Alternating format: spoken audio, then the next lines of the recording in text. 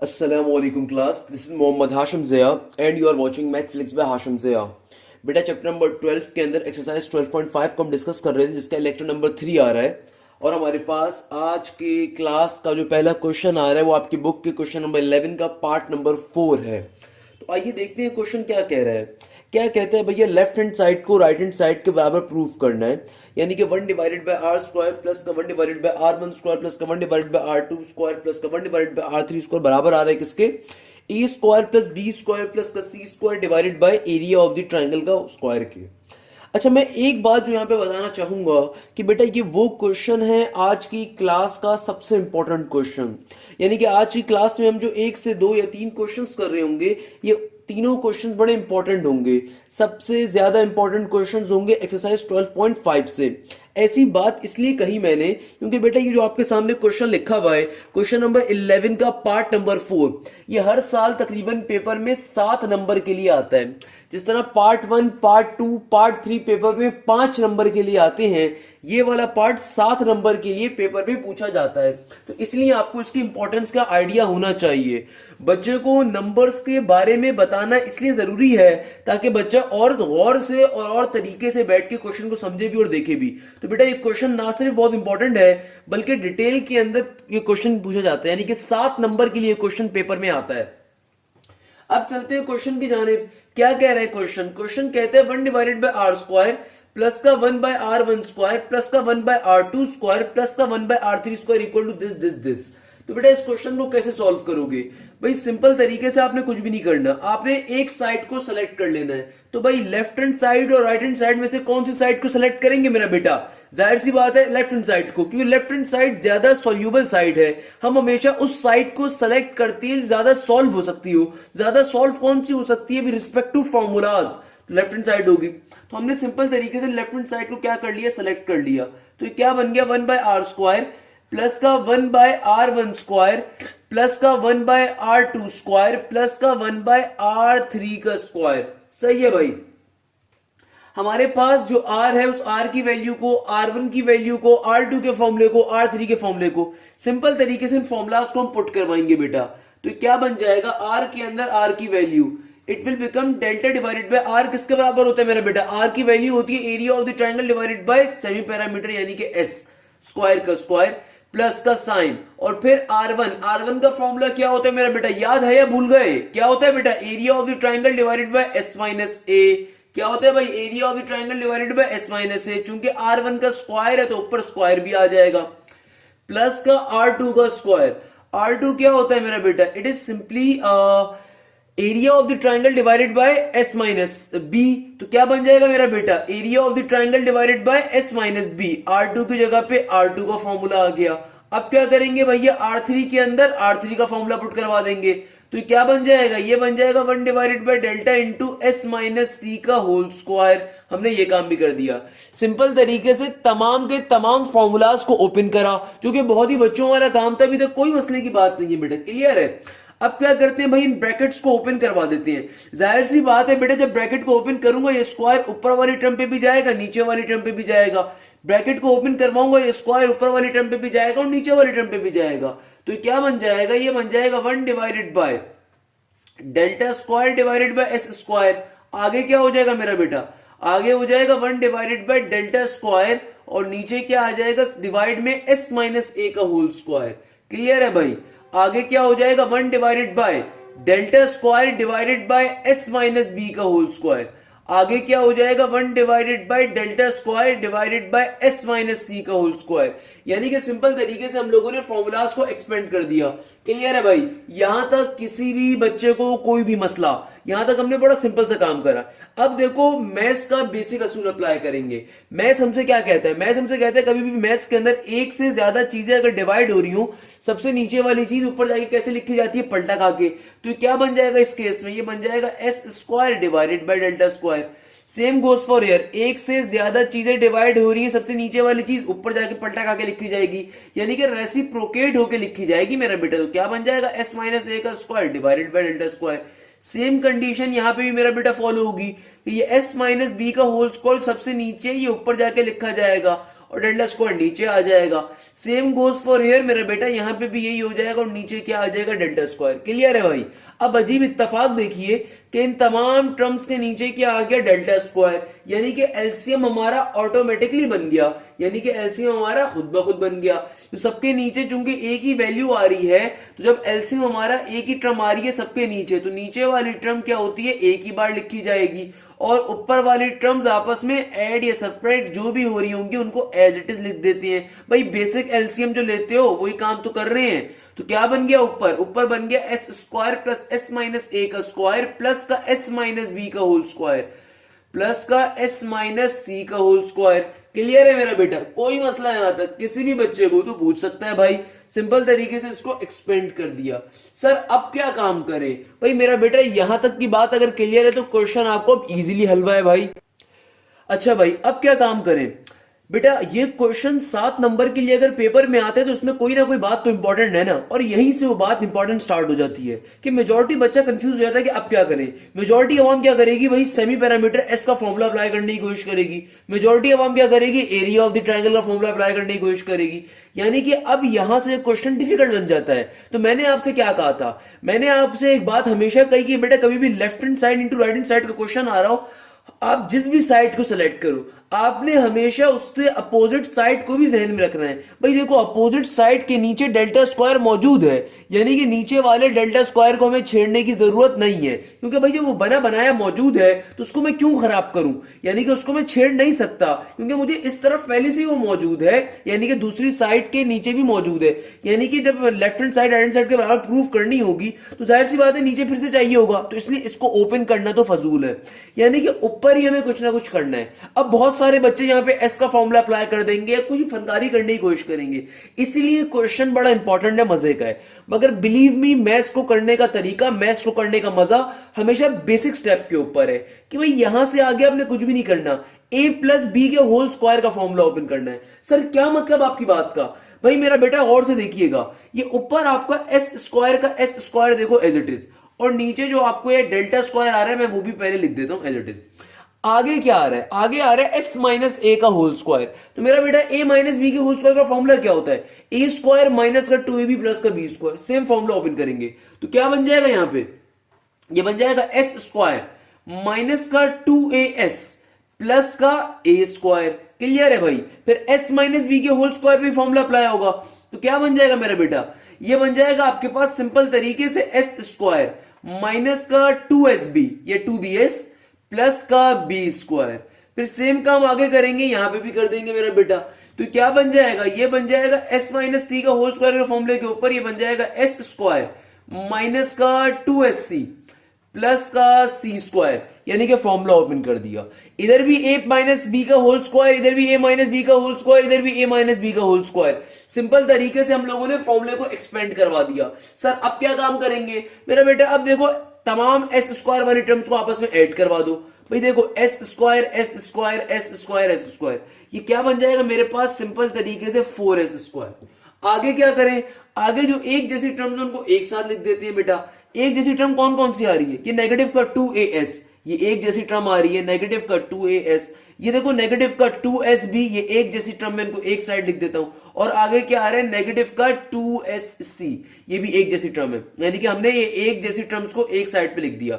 अब क्या बचा, ए स्क्वायर बी स्क्वायर और सी स्क्वायर खाली बच गया, तो उनको एक साइड पे लिख देते हैं, ए स्क्वायर प्लस का बी स्क्वायर प्लस का सी स्क्वायर, उनको एक साइड पे लिख दिया। और नीचे एरिया ऑफ द ट्रायंगल का whole square as it is का एज इट इज। क्लियर है भाई। अब क्या काम करेंगे मेरा बेटा, देखो अब इन तीनों टर्म्स को देखो, ये माइनस का 2as माइनस का 2sb माइनस का 2sc, क्या इनमें तुम तीनों में आपको कोई चीज कॉमन दिख रही है?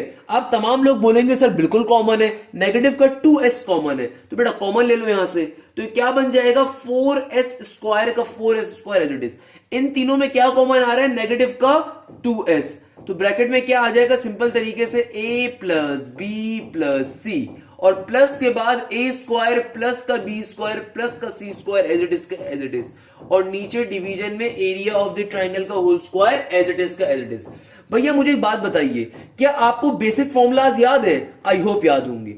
तो बेटा आपको ये बात मालूम होगी कि a प्लस बी प्लस सी किसके बराबर होता है भाई? हाँ भाई, किसके बराबर होता है a प्लस बी प्लस सी? ये बराबर होता है हमेशा 2s के।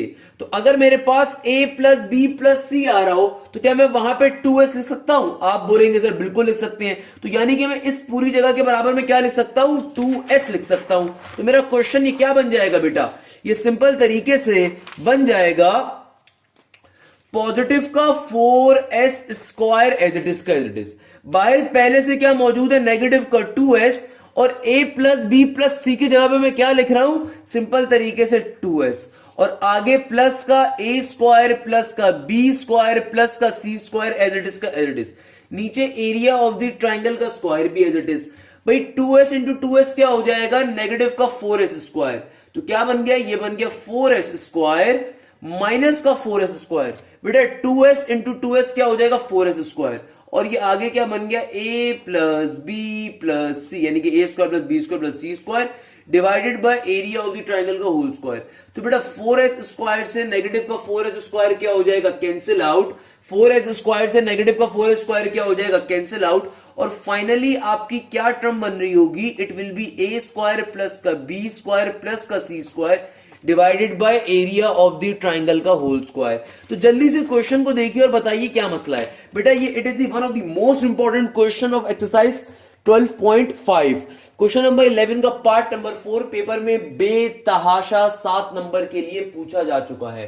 क्लियर है मेरा बेटा? सिंपल सा क्वेश्चन है, कोई मसले की बात नहीं है। जल्दी से बताइए बेटा, क्या क्वेश्चन तमाम लोगों को क्लियर होता है? हाँ भाई, सिंपल सी बात कर रहा है। क्या बात कर रहा है? आपसे कहा जा रहा है कि लेफ्ट हैंड साइड को राइट हैंड साइड के बराबर प्रूफ करना है।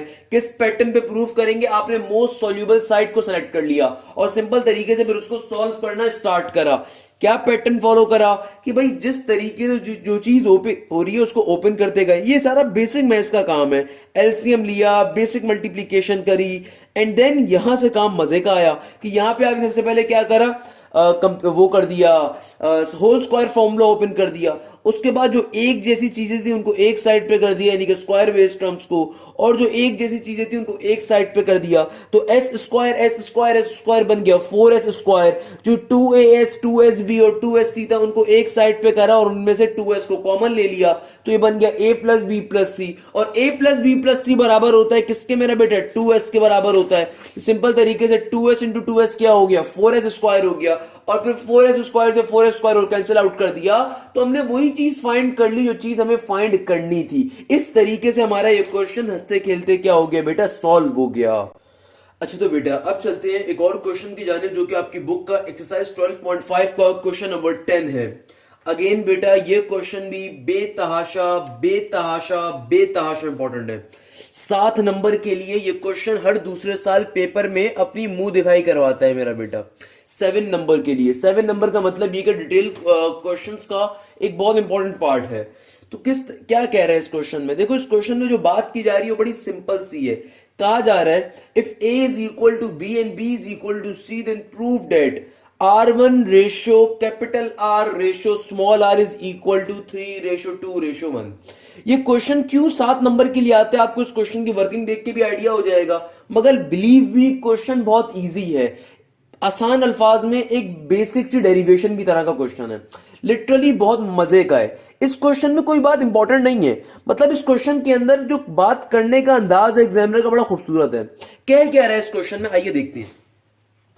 क्वेश्चन कह रहा है कि अगर आपके पास एक ट्राइंगल हो, उस ट्राइंगल के अंदर साइड ए बराबर आ जाए साइड बी के और साइड सी भी बराबर आ जाए, यानी कि एक ट्राइंगल की अगर तीनों साइड बराबर आ जाए तो बताओ क्या बताओ भाई? तो बताओ स्क्राइब सर्कल का रेशो। इस सिंबल का मतलब क्या होता है? रेशो। तो क्या कह रहा है? स्क्राइब सर्कल का रेशो किससे? सरकम सर्कल से। और फिर सरकम सर्कल का रेशो किससे? इन सर्कल के रेडियस से। क्या होगा? 3 रेशो 2 रेशो 1 होगा। तो क्वेश्चन क्या कह रहे हैं? क्वेश्चन कह रहे हैं कि भाई अगर मैं तुम्हें एक ट्राइंगल दूं, अगर मैं तुम्हें क्या दूं, लेट सपोज मैंने आपके सामने एक ट्राइंगल बना दिया खूबसूरत सा। भाई जाहिर सी बात है ट्राइंगल का एक वर्टेक्स होता है ए, एक होता है बी, एक होता है सी। ए के सामने वाली साइड क्या होती है? स्मॉल ए। बी के सामने वाली साइड क्या होती है? Small B. सी के सामने वाली साइड क्या होती है? Small C. अब क्वेश्चन ये कहता है कि भैया अगर एक इक्विलेटरल ट्राइंगल हो, यानी कि साइड ए भी एक्स हो, साइड बी भी एक्स हो, साइड सी भी एक्स हो, यानी कि इन अदर वर्ड ए बराबर है बी के, बी बराबर है सी के, और हमने इन तमाम चीजों को बराबर ले लिया एक्स के, यानी कि एक ट्राइंगल की तमाम साइड्स को बराबर कह दी हम लोगों ने। और अब क्वेश्चन आपसे कहता है, अब क्वेश्चन कहते हैं कि इस बात को प्रूव करके बताओ कि भाई एस्क्राइब्ड सर्कल का जो रेडियस है उसका रेशियो सर्कम सर्कल के रेडियस के रेशियो और इन सर्कल के रेडियस का रेशियो बराबर है 3:2:1 के। तो हमने इस छोटे से काम को प्रूव करना है। ये प्रूव कैसे करेंगे बेटा, लिटरली बहुत मजे का काम है, आपको बहुत मजा आएगा इस काम के अंदर। और ये क्वेश्चन जो हर दफा डिटेल में पूछा जाता है, तकरीबन हर दूसरे साल आप पास्ट पेपर में उठा के चेक कर सकते हैं, जिस साल भी इस एक्सरसाइज के क्वेश्चन आए तकरीबन ये क्वेश्चन हर साल ही पूछा गया है। तो ये काम है बहुत मजे का, मगर फिर भी हमारी पाकिस्तान की आधी आवाम, नल्ली आवाम नहीं कर पाती। क्यों? क्योंकि पढ़ाने वाला सही नहीं होता है, बच्चा तरीके से समझ ही नहीं पाता। तो बेटा आई होप क्वेश्चन की इनिशियल बातें समझ में आ गई होंगी। क्लियर है भाई? अभी तक जो हमने काम किया है ना, एग्जामिनर को खाली सबसे पहले वो काम दिखा देंगे। क्या काम है कि भाई अभी तक हम लोगों ने इस ट्राइंगल को बनाया है, तो अभी हम इस ट्राइंगल के बारे में लिख देते हैं कि if A B C are the sides of a triangle, यानी कि अभी साइड्स बना दी ना हम लोगों ने, तो क्या लिख देंगे, if A B C are the sides of the triangle. तो भाई क्योंकि एग्जामिनर को बताना जरूरी है नंबर लेने के लिए, तो ये बात जरूरी है, if A B C are the sides of the triangle. मैंने ट्राइंगल को ऐसे लिखा है तो काइंडली आप लफ्जों में लिख दीजिएगा। अब क्वेश्चन कह क्या रहा है?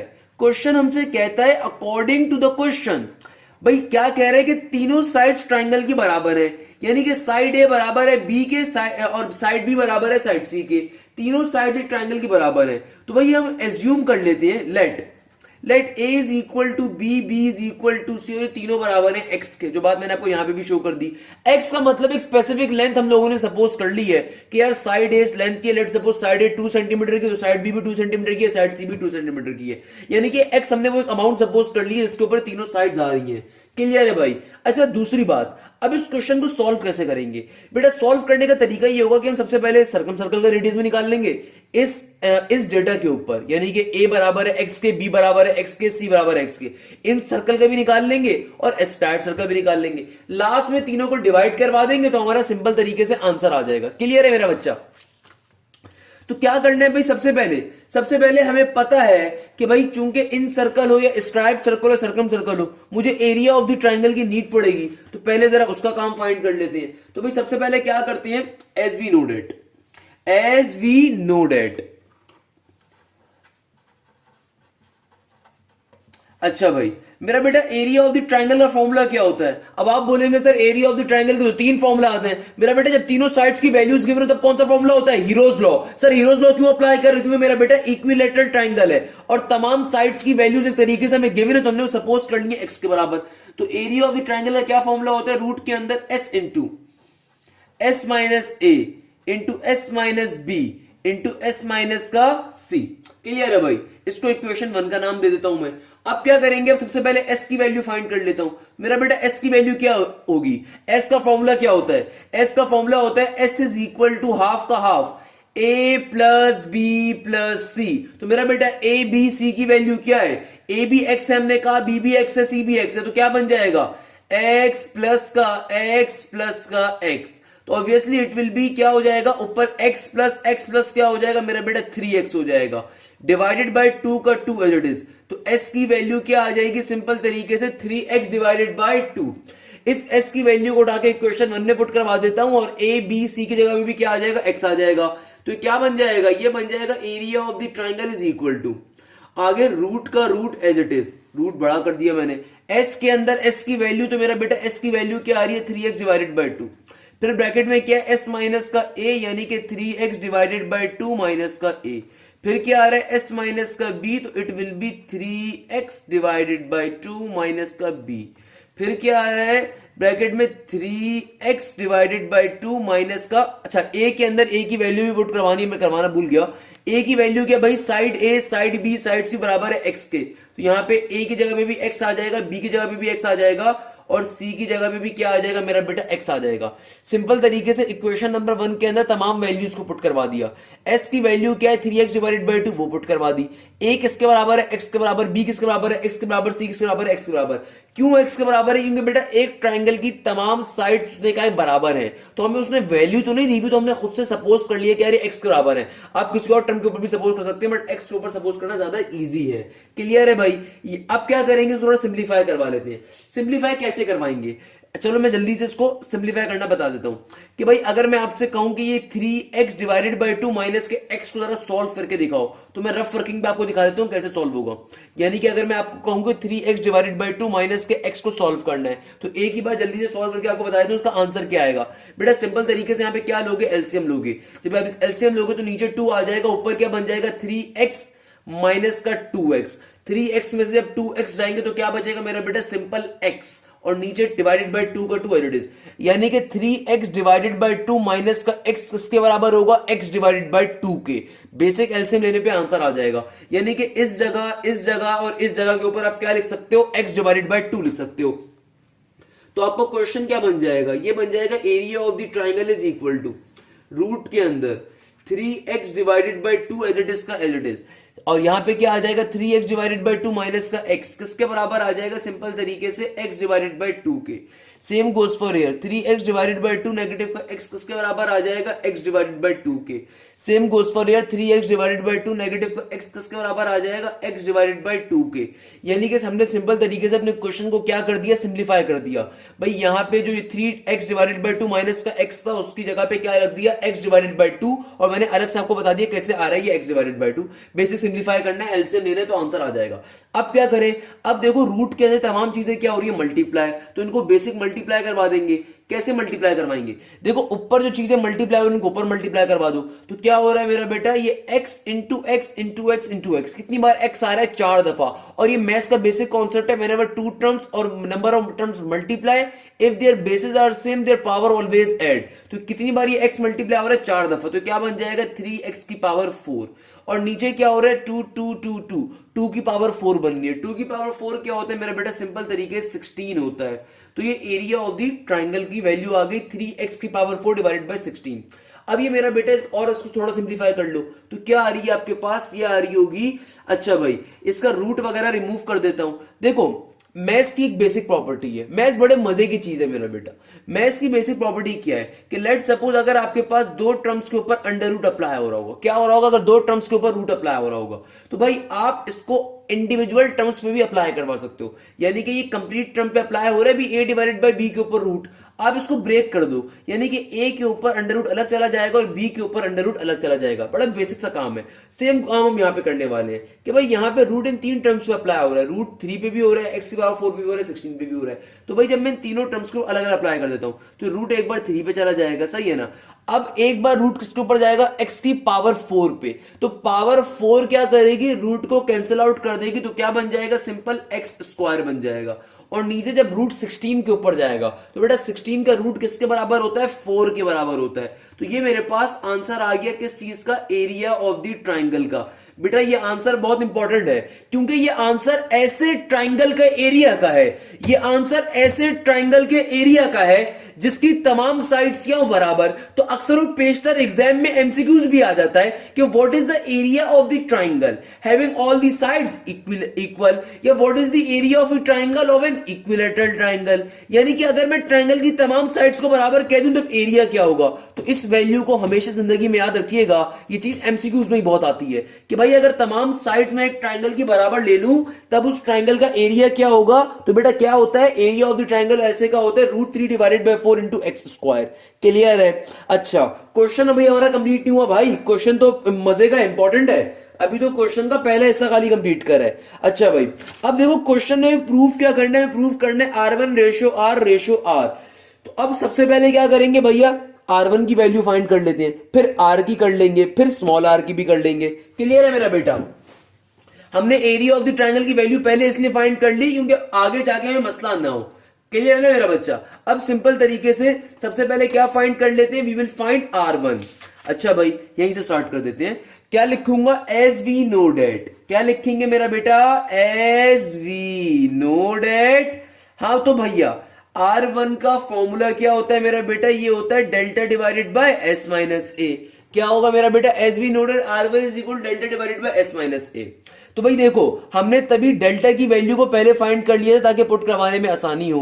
एस भी आपको पता है, एस भी फाइंड करवा चुके हो, ए भी हमें पता है क्या है, एक्स है। तमाम वैल्यूज को पुट करवा देते हैं। तो क्या बन जाएगा मेरा बेटा, putting all the values in above equation. क्या लिखेंगे, putting all the values, putting all values in above equation, putting all values in above equation। तो ये क्या बन जाएगा भाई, R1 का R1, ऊपर क्या आ रहा है, ऊपर आ रहा है डेल्टा, और डेल्टा की इक्वेशन क्या है मेरा बेटा, ये रही। सिंपल तरीके से डेल्टा की जगह पे उसकी इक्वेशन डाल दो, क्या है, √3 divided by 4 into X square divided by S minus का ए। और मेरा बेटा एस की वैल्यू क्या है भैया, एस की वैल्यू क्या आ रही है, 3x डिवाइडेड बाय 2। एस की वैल्यू क्या आ रही है मेरा बेटा, 3x डिवाइडेड बाई 2 माइनस का ए की वैल्यू क्या है भैया, ए है x के बराबर। तो भाई अभी हम लोग सॉल्व कर चुके हैं, ये s माइनस ए की जगह पे हम क्या लिख सकते हैं, सिंपल x डिवाइडेड बाई 2, क्योंकि 3x डिवाइडेड बाई 2 माइनस का x उसके बराबर होगा, सिंप्लीफाई करने पे x बाई 2 के बराबर होगा। क्लियर है, ऊपर क्या बन रहा है, simple √3 divided by 4 into X square, और नीचे क्या हो जाएगा, इसको सिंप्लीफाई करवा दीजिए 3x डिवाइडेड बाई 2 नेगेटिव के x को, तो it will become x divided by 2। अच्छा भाई, मैथ्स का बेसिक कॉन्सेप्ट है, एक साथ चीजें डिवाइड हो रही है, नीचे वाली जो ऊपर जाके क्या होती है, पलटा आके लिखी जाती है।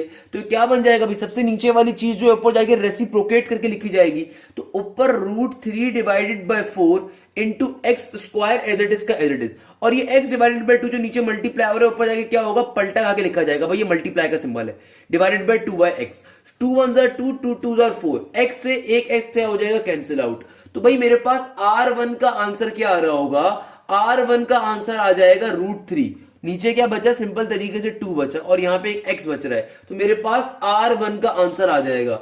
अगेन मेरा बेटा इस चीज को भी जहन में रखिएगा, ये भी बहुत ज्यादा एमसीक्यूज में पूछ लिया जाता है, और एप्टीट्यूड में तो बहुत ही आता है। ये R1 क्या है, ये R1 एक ऐसा स्क्राइब्ड सर्कल का रेडियस है, ये R1 एक ऐसे स्क्राइब्ड सर्कल का रेडियस है जो कि किस पे फॉर्म हुआ है, इक्विलेटरल ट्राइंगल के ऊपर। क्लियर है मेरा बेटा, तो ये R1 की वैल्यू आपको मालूम होनी चाहिए वैसे भी। क्लियर है मेरा बेटा, यहां तक की बात। अब हम लोगों ने क्या कर लिया, R1 फाइंड कर लिया, अब कैपिटल R को भी फाइंड कर लेंगे।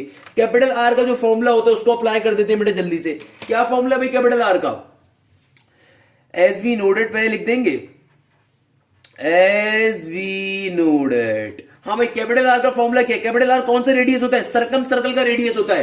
क्या फॉर्मूला है बेटा, याद है या भूल गए, मालूम है तो फिर अपने अपने घरों के अंदर जब ये वीडियो देख रहे हो तो बेटा लाजमी बताओ क्या फॉर्मूला है। जब तक साथ साथ नहीं बोलोगे तब तक मजा नहीं आएगा तुम्हें, और नहीं क्लास का माहौल बनेगा, और नहीं तुम्हें समझ में आएगा। तो भाई कैपिटल आर का फॉर्मूला क्या होता है, पीछे नहीं पेज पलटना बेटा, खुद से मालूम होना चाहिए। क्या formula, R is equal to A B C divided by 4 delta, है ना भाई। तो तमाम वैल्यूज को डाल के इक्वेशन में डाल दो।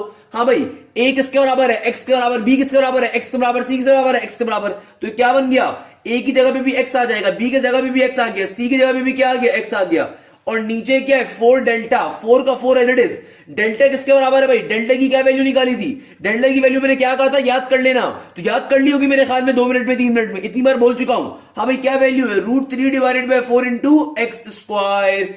क्लियर है मेरा बच्चा। इस 4 से देखो 4 क्या हो गया, कैंसिल आउट, ऊपर क्या बन गया, x इंटू एक्स, ये बन गया x की पावर क्यूब, और नीचे क्या आ रहा है, √3 इंटू एक्स स्क्वायर। तो बेटा इस एक्स स्क्वायर से ये क्यूब भी क्या हो जाएगा, कैंसिल आउट। तुम्हारे पास कैपिटल आर की वैल्यू क्या आ रही होगी, ये आ रही होगी x डिवाइडेड बाय √3। क्या आ रही है बेटा कैपिटल आर की वैल्यू, ये आ रही होगी x डिवाइडेड बाय √3। ये कैपिटल आर की वैल्यू भी आपको मालूम होनी चाहिए, आंसर में पूछा जा सकती है एमसीक्यूज के अंदर। तो बेटा एप्टीट्यूड के अंदर भी यही सारी बातें पूछी जाती हैं। आप लोग 60,000 रुपए जाके कोचिंग माफिया को दे देते हो और समझते हो कि कोचिंग वाले जो घोल के कुछ पिलाएंगे। बेटा कोचिंग के अंदर भी हम लोग ही पढ़ा रहे होते हैं इंस्टीट्यूट लेवल के ऊपर। तमाम कंटेंट एप्टीट्यूड का भी फ्री ऑफ कॉस्ट मेरे चैनल के ऊपर अवेलेबल है, यानी कि आपको किसी कोचिंग वाले बेगैरत को 60,000 रुपए देने की जरूरत नहीं है। तमाम चीजें फ्री ऑफ कॉस्ट बेटा आपके लिए अवेलेबल है। तो अगर आप में से कोई बच्चा तरीके से पढ़ना चाहता है उसके लिए सब कंटेंट वैसे उसका भी डाला हुआ है। क्लियर है भैया, बताने का मकसद इसलिए क्योंकि बच्चा समझता है कि एप्टीट्यूड लेवल के ऊपर से कोई चीज नहीं पढ़ाई जाती है, बेटा नया कुछ भी नहीं पढ़ाया जाता। क्लियर है। तो भाई ये आर कौन सा आर आया, ये आर आया सर्कम सर्कल का रेडियस। सर्कम सर्कल ऐसे सर्कम सर्कल का रेडियस आया जिसका ट्राइंगल क्या हो, इक्विलेटरल हो। क्लियर है यहां तक की बात। तो अभी क्वेश्चन हमारा खत्म नहीं हुआ भाई, 7 नंबर के लिए आता है क्वेश्चन, कोई बात तो इंपॉर्टेंट है इसके अंदर। हाँ भाई, हमने R1 भी फाइंड कर लिया, हमने कैपिटल आर भी फाइंड कर लिया, अब क्या करेंगे, स्मॉल आर पे जाएंगे। तो बेटा स्मॉल आर की वैल्यू को फाइंड कर लेते हैं।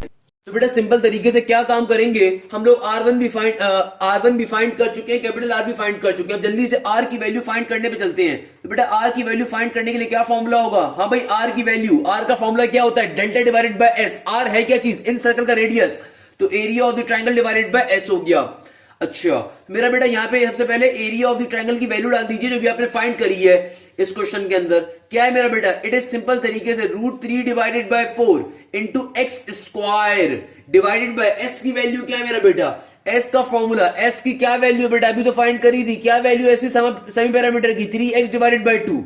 मैथ्स का बेसिक कॉन्सेप्ट अप्लाई करेंगे, नीचे वाली चीज ऊपर जाके पलट के लिखी जाती है। तो क्या बन जाएगा, ये बन जाएगा R is equal to √3 divided by 4 into X square, और ये क्या हो जाएगा, पलट के जो ऊपर जाके लिखा जाएगा तो ये बन जाएगा 2 डिवाइडेड बाय 3x, 2 1 2 2 2 4, और एक x से क्या हो जाएगा, इसकी x स्क्वायर कैंसिल आउट हो जाएगा। तो आपके पास ये क्या बन गया, ये R की वैल्यू क्या आ रही है मेरा बेटा, ऊपर आ जाएगा √3 और एक x भी ऊपर बचा हुआ है, और नीचे क्या हो जाएगा 3 2 6, यानी कि आपके पास R की फॉर्मूला क्या आ जाएगा, √3 इंटू एक्स डिवाइडेड बाय 6।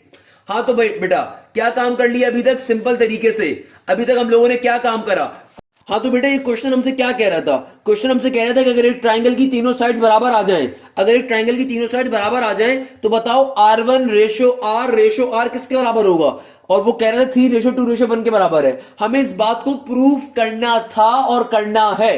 तो अभी तक हम लोगों ने क्या काम करा, अभी तक हम लोगों ने सबसे पहले area of the triangle find करा। Area of the triangle find करने की रीजन ये थी कि बेटा चूंकि इस क्वेश्चन के अंदर मुझे R1 R या स्मॉल r फाइंड करना है, उसके फॉर्मूले में एरिया ऑफ द ट्रायंगल तो आएगा, तो हमने एक ही बार पहले वो फाइंड कर लिया, और फिर R1 की वैल्यू भी फाइंड कर ली, फिर कैपिटल R भी फाइंड कर लिया, और लास्ट में स्मॉल r भी फाइंड कर लिया। मगर अभी क्वेश्चन सॉल्व नहीं हुआ भाई। क्वेश्चन हमसे क्या कह रहे हैं, क्वेश्चन हमसे कह रहे हैं कि रेशो के ऊपर प्रूफ करके बताओ कि इन तीनों का रेशो बराबर हो 3:2:1 के। कोई मसले की बात नहीं है बेटा, अभी प्रूफ कर देते हैं, यानी कि अब प्रूफ वाले पार्ट पे चलेंगे, और वो पार्ट सबसे आसान और सबसे मजे का है। कैसे, आइए देखते हैं बेटा। भाई हमें प्रूफ किसके बराबर करने को कह रहे हैं, according to the question we have to prove, according to the question में प्रूफ क्या करना है भाई, हमें ये प्रूफ करना है कि R1 ratio capital R ratio small r किसके बराबर है, 3:2:1 के। हमें इस बात को प्रूफ करना है, कोई मसले की बात नहीं है। तो इनमें से कोई एक साइड में सेलेक्ट कर लेता हूं। लेट सपोज भाई क्या कहा मैंने, हमेशा कौन सी साइड सेलेक्ट करोगे, मोस्ट सॉल्यूबल, कौन सी साइड सॉल्यूबल है, सॉल्व होने के काबिल है, ये लेफ्ट हैंड साइड है, तो हमने सेलेक्ट कर लिया R1 रेशो R। क्लियर है। अच्छा तमाम वैल्यूज को उठा के मैं पुट करवा दूंगा। तो मेरा बेटा R1 की वैल्यू क्या है, देखो भाई R1 की वैल्यू क्या है, √3 divided by 2 into x. R1 में R1 की वैल्यू डाल देंगे, तो R1 की वैल्यू भी हमने क्या फाइंड करी, उस वैल्यू को खाली R1 की जगह पुट करवा देता हूं। हमने फाइंड करी है √3 डिवाइडेड बाय 2 इंटू एक्स। बाद में फिर क्या आ रहा है, R1 के बाद क्या, रेशो का सिंबल, वो रेशो का सिंबल एज इट इज आएगा। R की वैल्यू हमने क्या फाइंड करी बेटा, R कैपिटल R की वैल्यू, क्या वैल्यू फाइंड करी, x डिवाइडेड बाय √3। तो R में R की value as it is put करवा दूंगा, क्या है x divided by √3, x divided by √3। अब क्या काम करेंगे मेरा बेटा, अब सिंपल तरीके से क्या काम करना है बेटा, सिंपल तरीके से कि भाई R में R की वैल्यू भी डाल दो। भाई क्या वैल्यू आ रही है आपके पास, स्मॉल r की, ये आ रही है, ऊपर से देख लो ना मेरा बेटा, क्या आ रही है, √3 इंटू एक्स डिवाइडेड बाय 6। हमारे पास स्मॉल r की वैल्यू क्या आ रही है, √3 इंटू एक्स डिवाइडेड बाय 6। अच्छा अब क्या काम करें, अभी तक हमने क्या काम करा, हमने सबसे पहले R1 R और R की वैल्यू फाइंड कर ली। उसके बाद क्वेश्चन चूंकि हमसे कह रहे हैं कि इस चीज को प्रूव करके दिखाओ कि R1 रेशो R बराबर है 3:2:1 के। तो हमने सिंपल तरीके से लेफ्ट हैंड साइड को सेलेक्ट कर लिया। लेफ्ट हैंड साइड को सेलेक्ट करने के बाद तमाम वैल्यूज को पुट करवा दिया, जो R1 की वैल्यू थी उसमें R की, जो R कैपिटल R की वैल्यू उसमें कैपिटल R की, स्मॉल r की वैल्यू स्मॉल r की। मैंने आपसे हमेशा क्या बात कही कि बेटा जिस भी साइड को आप प्रूव कर रहे हो उसके अपोजिट साइड जिसके बराबर बनाना है उसको भी हमेशा अपने जहन में रखो। तो बेटा मुझे अपोजिट साइड ये बात साफ दिखा रही है कि जो आंसर है, आंसर में कहीं x नहीं आ रहा, और यहां पे इन तीनों टर्म्स में x x x आ रहा है। तो एक काम सबसे पहले तो मैं कर देता हूं कि इस पूरी इक्वेशन को x से डिवाइड करवा देता हूं ताकि ये x कैंसिल आउट हो जाए। क्या कहा मैंने कि भाई देखो मुझे जिसके बराबर बनाना है वहां पे मेरे पास कहीं x नहीं आ रहा, तो x को कैंसिल करवाने के लिए मैं x से मल्टीप्लाई करवा x से डिवाइड करवा देता हूं पूरी इक्वेशन को। तो क्या हो जाएगा, ये हो जाएगा डिवाइड, यानी कि dividing by x, dividing by x, divide by x। पूरी इक्वेशन को जब मैं x से डिवाइड करवा दूंगा तो x क्या हो जाएगा, खत्म हो जाएगा। तो ये फाइनली क्या बन जाएगा, ये बन जाएगा √3 divided by 2 into x divided by √3 into √3 divided bye 6। Clear है मेरा बेटा यहां तक की बात। अब जरा इस स्टेटमेंट को गौर से देखो और सोचो कि मैं इन तीनों नंबर्स को ऐसे किस सेम नंबर से मल्टीप्लाई करवाऊं कि मेरे पास यहां पे 3 है, यहां पे 2 है, यहां पे 1 है। बहुत ही सिंपल सी बात करी है कि भाई देखो मुझे राइट हैंड साइड किसके बराबर बनाना है, इसे मुझे फॉर्म करना है 3:2:1 के। मैं इस स्टेटमेंट को इन तीनों नंबर्स को, इन तीनों टर्म्स जो डिवाइड हो रही है ना आपस में, रेशियो का मतलब क्या होता है डिवाइड, तो इस पूरी टर्म को मैं ऐसे किस नंबर से मल्टीप्लाई करवाऊं कि मेरे पास ये टर्म आ जाए 3:2:1। इट्स वेरी ऑब्वियस कि बेटा अगर यहां पे मुझे 1 चाहिए तो यहां पे √3 डिवाइडेड बाय 6 आ रहा है, इसको इसके अपोजिट टर्म से मल्टीप्लाई करवाना होगा, यानी कि 6 डिवाइडेड बाय √3 से। क्या कहा मैंने, कहा कि मैं इस पूरी टर्म को ऐसे किस टर्म से मल्टीप्लाई करवाऊं कि मेरे पास यहां पे 3, यहां पे 2, यहां पे 1 आ जाए। कि अगर मैं इस पूरी टर्म को 6/√3 से मल्टीप्लाई करवाऊं तो आइए देखते हैं क्या होगा। भाई यहां पे पहले से क्या मौजूद था, √3 डिवाइडेड बाय 2, इसको अगर मैं मल्टीप्लाई करवा दूं किससे, 6 डिवाइडेड बाय √3 से। रेशियो का सिंबल बीच में एज इट इज का एज इट इज, यहां पे क्या, सॉरी एक्स तो खत्म हो गया ना, तो 1/√3 बचेगा। यहां पे 1/√3 मौजूद है, इसको मैं किससे मल्टीप्लाई करवा दूं, 6 डिवाइडेड बाय √3 से। तो आइए देखते हैं क्या बचेगा। यहां पे क्या मौजूद है, √3 डिवाइडेड बाय 6, इसको अगर मैं किससे मल्टीप्लाई करवा दूं, 6/√3 से। जरा गौर से देखिएगा, इस √3 से √3 क्या हो गया, कैंसिल आउट। इस √3 से √3 क्या हो गया, कैंसिल आउट। 2 1 2, 2 3 6, तो 3 का 3 आ गया। रेशियो का सिंबल एज इट इज। √3 क्या हो जाएगा। मैंने हमेशा एक बात आपको बताई है, जब कभी दो रूट वाली टर्म्स आपस में मल्टीप्लाई हो और अगर उनकी की अंदर की चीज भी सेम हो तो बेटा अंदर वाली वैल्यू एक बार लिखी जाती है। तो √3 इंटू √3 का मतलब क्या, सिंपल 3, और ऊपर क्या आ रहा है 6, तो 6 डिवाइडेड बाय 3 क्या हो जाएगा, 2, यानी कि 3:2 तो बन गया। और इस √3 से √3 कैंसिल आउट, 6 से 6 कैंसिल आउट, तो आंसर क्या आ गया, सिंपल 3:2:1। तो बताइए बेटा इस क्वेश्चन के अंदर क्या मैं यही बात प्रूफ करनी थी, बिल्कुल करनी थी। क्या प्रूफ करके दिखा दी एग्जामिनर को, आप बोलेंगे से बिल्कुल करके दिखा दी। मैं एक बार फिर से रिपीट कर देता हूं, यहां से अगर किसी बच्चे को मसला आ रहा है। मेरा बेटा जब हम लोगों ने area of the triangle find कर लिया, R1 फाइंड कर लिया, कैपिटल R फाइंड कर लिया और स्मॉल r फाइंड कर लिया, अब सिंपल तरीके से जो क्वेश्चन प्रूफ करने को कह रहा है उसकी प्रूफ करने पे चले गए। क्या प्रूफ करने, वी हैव टू प्रूफ कि R1:R बराबर है किसके, 3:2:1 के। हमने सिंपल तरीके से तमाम वैल्यूज को हमें पुट करवा दिया। R1 में R1 की वैल्यू, R में R की वैल्यू, स्मॉल r में स्मॉल r की वैल्यू। अच्छा अब क्या काम कर रहा है कि भाई देखो मुझे राइट हैंड साइड ये चाहिए 3:2:1, यहां पे कहीं x नहीं आ रहा मगर यहां पे x आ रहा था। हमने क्या कहा, हमने कहा कि भाई इस x को पहले खत्म करवाओ। कैसे खत्म करवाया कि पूरी इक्वेशन को x से डिवाइड करवा दिया। जब x से डिवाइड करवाया तो तीनों में से x क्या हो गया, खत्म हो गया। मैंने गलती से यहां पे लिख दिया था, बट ऑब्वियसली यहां पे क्या आएगा, 1 आएगा। जब मैंने x से डिवाइड करवाया तीनों में से खत्म हो गया। अब ये इक्वेशन क्या बन गई, ये बन गई √3 divided by 2, ratio 1:3 into ratio √3 divided bye 6। अब मैंने आपसे एक बात कही, मैंने कहा कि देखो इस पूरी टर्म को मैं ऐसे किस नंबर से मल्टीप्लाई करवाऊं कि मेरे पास 3 2 1 आ जाए। भाई सिंपल सी लॉजिक है, मैं ऐसे किस टर्म से मल्टीप्लाई करवाऊंगा। भाई एक तरीका तो ये कि बेसिक मैथ्स आपकी अच्छी हो तरीके से पहचान लोगे, नहीं तो आसान तरीका क्या है कि यहाँ पे 1 आना चाहिए ना, तो 1 कैसे आएगा, अगर मैं इसको उसके अपोजिट से मल्टीप्लाई करवा दूं, है ना भाई। तो अपोजिट से पूरी टर्म को मल्टीप्लाई करवाऊंगा तो बेटा यहाँ पे क्या बन जाएगा, 3 बन जाएगा, यहाँ पे क्या बन जाएगा, 2 बन जाएगा, यहाँ पे क्या बन जाएगा, 1 बन जाएगा। सिंपल तरीके से इस चीज के बराबर प्रूफ करना था, क्या प्रूफ करके दिखा दिया। और यही इस क्वेश्चन की खास बात थी कि बेटा ये क्वेश्चन इंपॉर्टेंट कितना ज्यादा क्यों है, कि लेंदी तो है ये क्वेश्चन मगर बिलीव मी आसान बहुत है। ये क्वेश्चन मैं मानता हूं कि बहुत लेंदी है मगर बेटा बिलीव मी बहुत बहुत आसान है। जल्दी से कमेंट सेक्शन में बताइए कि आपको ये क्वेश्चन क्लियर है। आसान सा क्वेश्चन था, बच्चों वाला क्वेश्चन था भाई। और अगर आप में से बच्चों को ये क्वेश्चन इजी लग रहा है तो बेटा आपकी आसानी के लिए, इजी नहीं है बेटा, इसको इजी बनाया गया है। क्लियर है भाई, क्वेश्चन क्लियर है तमाम लोगों को। तो हमारा एक्सरसाइज 12.5 का एक पार्ट यहां पे एंड होता है। अब हम एक्सरसाइज 12.5 के हाफ एंगल फॉर्मूलाज पे मूव करेंगे अगले लेक्चर से इंशाल्लाह। यानी कि अब तक जो हमने काम किया वो हमने किया ट्राइंगल की साइड्स का एंड सो ऑन। अब हम जिस पार्ट पे मूव करेंगे उसके क्वेश्चन भी बड़े इंपॉर्टेंट और बड़े मजे के हैं, मगर बिलीव मी हमने परेशान नहीं होना। वो लेक्चर्स में इंशाल्लाह आपको बड़े इजीली समझाऊंगा और आपको मजा भी आएगा। तो यहाँ पे आज के लेक्चर को एंड करते हैं। आई होप आपको लेक्चर समझ भी आया होगा, पसंद भी आया होगा और आप अपने दोस्तों के साथ भी शेयर करेंगे। आपके कोचिंग का ग्रुप हो, आपके फेसबुक ग्रुप हो, आपका कॉलेज का ग्रुप हो, अपने दोस्तों के साथ, जानने वालों में जरूर इस लेक्चर को शेयर करें। पूरी फर्स्ट ईयर मैथ्स की प्लेलिस्ट शेयर करें, सेकंड ईयर मैथ्स की प्लेलिस्ट शेयर करें, ई कैट मैथ्स और बी कैट मैथ्स की प्लेलिस्ट शेयर करें। बेटा सदका जारी है, अपने दोस्तों के साथ लाजमी शेयर करें, स्पेशली उन बच्चों के साथ जो किसी कोचिंग सेंटर को अफोर्ड नहीं कर सकते, क्योंकि बेटा कोचिंग वाले पैसे बहुत ज्यादा लेते हैं, वहां पे पढ़ाने वाले फिर हम ही होते हैं। सही है ना भाई? तो फ्री ऑफ कॉस्ट लेक्चर्स आपके लिए डाले हुए हैं, तो खुद भी अवेल करें और इंशाल्लाह आगे पीछे शेयर भी करें। जज़ाक अल्लाह, thank you so much. Hashim Zia signing of.